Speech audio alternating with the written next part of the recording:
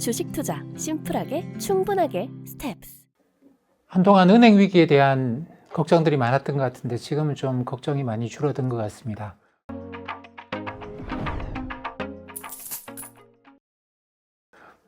은행 몇 군데가 문제를 일으키긴 했습니다만 그게 전체적으로 확산되지는 않죠. 제가 그런 말씀을 드렸습니다만 지금은 미국이나 유럽의 은행들이 2008년처럼 대형 은행들이 그렇게 무너질 수 있는 상황은 절대로 아닙니다.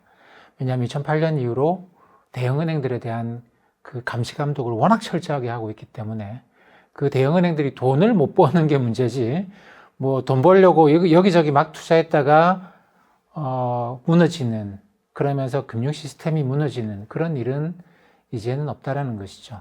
자, 그러면 이제 모든 문제가 사라진 것이냐, 금융 문제는 이제 없는 것이냐, 그거는 당연히 아니죠. 당연히 아닙니다.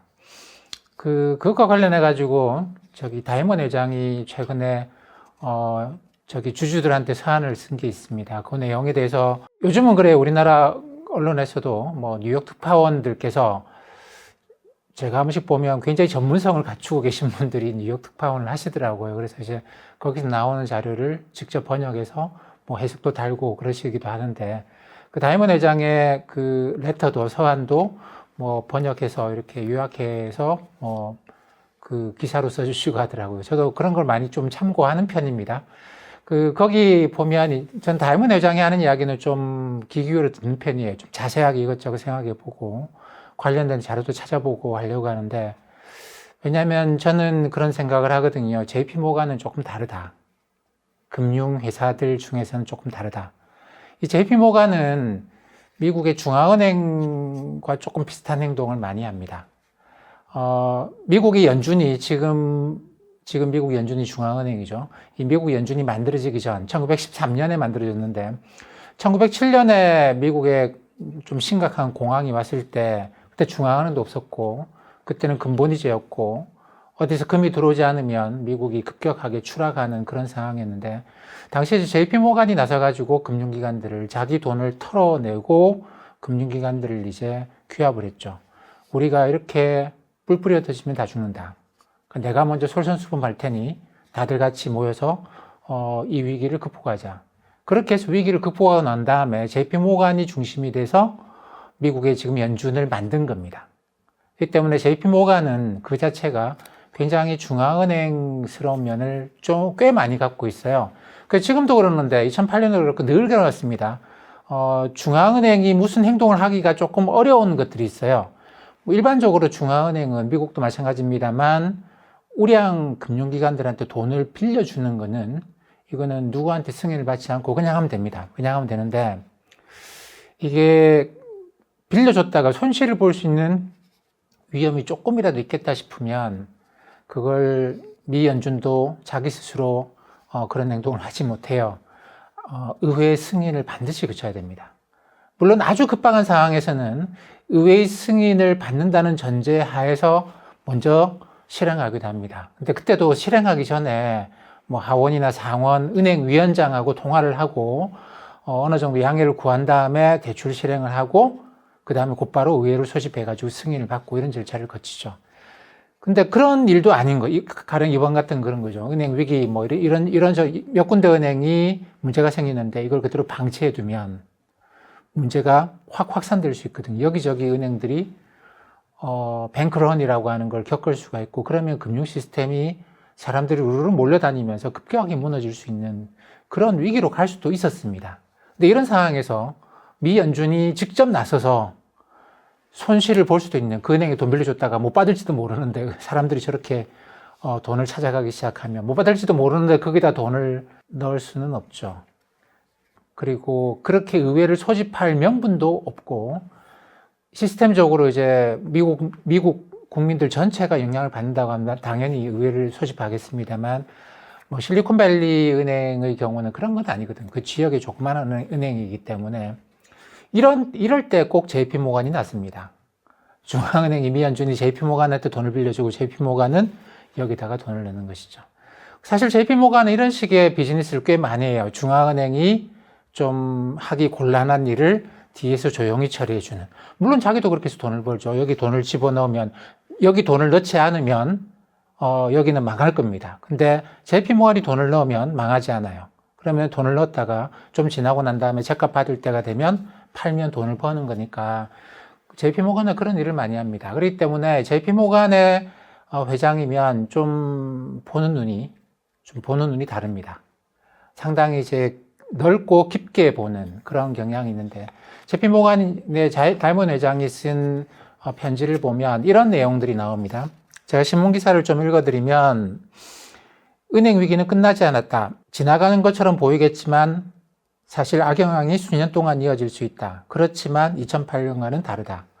뭐 이런 이야기들이 핵심입니다. 그리고 고금리가 시장이 생각하는 것보다 훨씬 더 오래 지속될 수가 있다.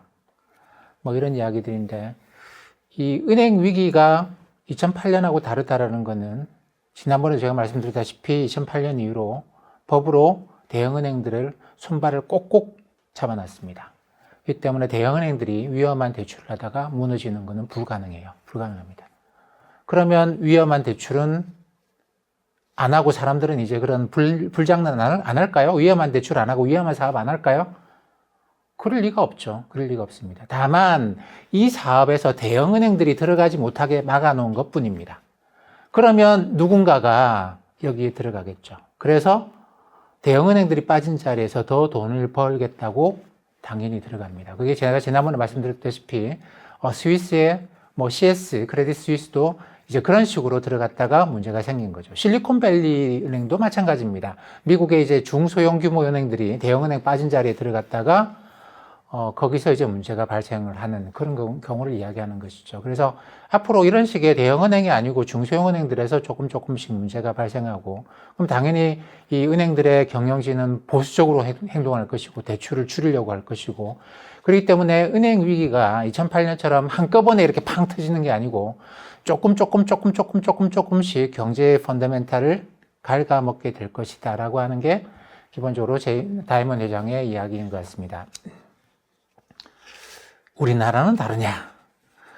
제가 볼 때 우리나라도 똑같은 구조를 갖고 있습니다. 대형은행들은 모두가 다 그런 건 아닙니다만 대형은행들은 거의 대부분 문제가 없어요. 다 그런 건 아닙니다만 뭐 대형은행들은 대부분 문제가 없는데, 왜냐하면 미국이 대형은행들의 손발을 다 묶어 놓을 때 우리나라도 마찬가지였거든요. 그 대형은행들에 대해서는 뭐 그런 이야기들을 많이 했습니다. 2010년대 유행했던 용어이기도 하지만 디지털 요새, 디지털 포트리스처럼 이 해킹이 불가능한 강력한 금융 보안 체계를 갖추고, 그래서 이제 사람들이 믿고 돈을 맡길 수 있는 그게 은행의 미래다 라고 하는 생각들을 많이 하면서 상당히 강력한 그 견고한 요새를 만들어 왔죠. 그러면서 이제 저신용자, 은행 고객의 저신용자들도 이 은행에서 대출을 줄이고 하면서 은행은, 우리나라 은행들도 굉장히 건전화됐습니다. 그래서 작년 같은 경우에 금리를 올리니까 은행들이 돈도 많이 벌었죠. 자, 근데 또, 그러면 이제 그 은행에서 밀려난 저신용자들이 어디로 가야 되겠죠. 우리나라는 이 문제뿐만 아니라 또 다른 것도 갖고 있는데 뭐냐면 대부업체가 있죠. 대부업체. 우리가 흔히 제도권 금융이라고 이야기하지 않습니다. 은행을 1금융, 그 다음에 이제 증권, 보험, 카드, 캐피탈, 저축은행 2금융이라고 본다고 한다면, 이 대부업체는 이제 1금융, 2금융이 아닌 그냥 제도권 밖에 비제도권이라고 봐야 되겠죠. 금융이라고 하는 보통 회사입니다.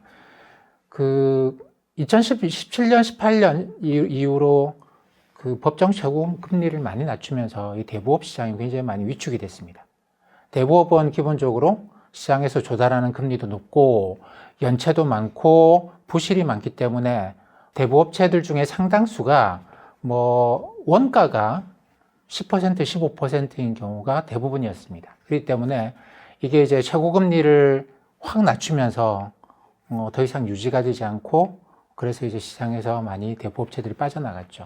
그럼 대부업체들로부터 돈을 빌리던 사람들도 이제 돈을 빌리지 않는 것이냐? 그건 아니겠죠?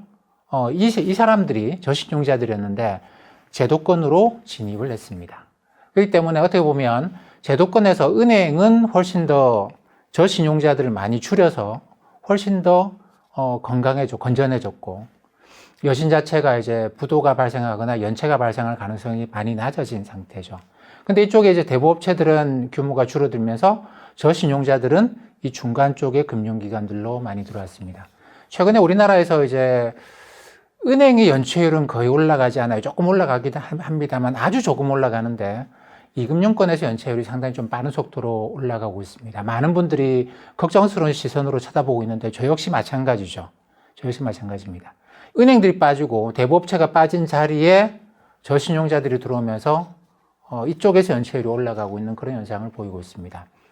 어떤 분들은 그런 말씀하세요. 뭐 우리나라 금융회사들이 예전에 2003년 카드채 위기도 겪었고 2008년 뭐 별의별 위기를 다 겪었는데 뭐 크게 문제가 안 됐다. 괜찮다라고 이야기하는데 그때랑은 좀 다른 게 고객 구성들이 좀 많이 바뀌어 있습니다. 그전에는 제도권에 들어오지 않았던 분들도 들어와 있기 때문에 지금은 좀 상당히 조심스럽게 데이터를 쳐다봐야 되는 그런 시점인 것 같아요. 미국도 그거는 기본적으로 마찬가지 상황입니다. 그렇기 때문에 금융권 전반적으로 그동안 이제 대출을 확장할 때는 사실 그렇죠. 빚을 갚을 능력이 없어도 이자와 원금을 새롭게 빚을 더 빌려서 계속 쌓아나갈 수 있습니다. 그래서 빚이 늘어날 때는 모두가 행복하죠. 금융기관들은 뭐 계속 이제 규모도 커지고 이자도 수입도 많이 발생하는 걸로 장부상으로 잡으니까 좋은 것이고 돈 빌려가는 사람도 계속 돈을 빌려갈 수 있으니까 좋은 것이고 근데 이제 다이먼 회장이 이야기하는 거는 금융기관의 경영진들이 보수적으로 행동할 수밖에 없고 그러면 이제 이 규모를 갈수록 줄일 수밖에 없다라는 허리띠를 졸라매야 되는데 이거는 모든 사람들한테 금융회사들도 마찬가지로 사실 고통스러운 일인 것만은 분명합니다. 우리는 어떻게 보면은 급격한 위기에 2008년 같은 급격한 위기 그래서 금리가 막 팍 떨어지고 위기가 찾아오면서 경기 침체가 대규모 경기 침체가 발생하고 중앙은행이 금리를 마구 낮춰가지고 뭐 경기 침체를 어떻게 좀 줄여보려고 하는 그런 위기 또는 우리나라 1997년처럼 외환 보유고가 동나고 급격하게 환율이 뭐 2배씩 올라가면서 외환위기가 오는 이런 급격한 위기가 아니고 서서히 그동안 이렇게 왔던 레버리지를 서서히 줄여가고 조금씩 돈을 계속 갚아야 된다는 것이죠. 그 돈을 갚는 거는 생돈이죠. 여기서 저기서 돈을 더 빌려서 갚는 것처럼 하고 부채가 증가하고 이러는 게 아니고 부채를 줄이면서 돈을 갚아야 되기 때문에 이거는 고통스러운 것이죠. 그렇기 때문에 예전 방식의 급격한 위기가 오는 게 아니고 예전 방식의 급격한 경기 침체가 오는 게 아니고 조금씩 계속 더 어려워져 가는 이런 전형적인 불황의 모습. 이 인플레이션 시기에는 이런 식의 불황의 모습이 굉장히 일반적입니다. 우리가 봐온 그동안의 20년 정도의 30년 정도의 기간 동안에는 디플레이션이 지배적이었고 이때는 위기가 굉장히 급격하게 발생하는 그런 패턴을 보였는데 인플레이션 시기에는 그렇게 위기가 급격하게 확 오고 모든 것이 다 무너졌다가 새로 다 만들어지고 이런 식의 그 V자 이런 식의 모양을 그리는 게 아니고 그리고 중앙은행들도 인플레이션 때문에 위기가 찾아와도 금리를 낮추지 못해요. 그렇기 때문에 이제 위기도 이런 식의 급격하게 나타나는 게 아니고 서서히. 그래서 불황이라는 표현을 옛날에는 많이 썼습니다. 근데 디플레이션 이후로는 불황이라는 표현을 잘 안 써요. 뭐 경기 침체, 나빠지면 경기 침체 이런 이야기를 하잖아요. 훅 나빠졌다가 금리를 확 내려서 훅 좋아지는 이런 것만 사람들이 알고 있는 그런 모습인데 인플레이션 시기에는 이렇게 나빠지고 좋아질 때도 이렇게 좋아지고 별로 표시 안 나고 이런 게 굉장히 일반적인 모양이라고 봐야 될 것 같습니다. 이런 이제 불황의 과정에서 각 금융기관들은 자기네들의 이제 대출 그리고 자산의 건전성을 확보하기 위해서 이제 보수적인 행동을 많이 보이게 되는 그런 모습이죠.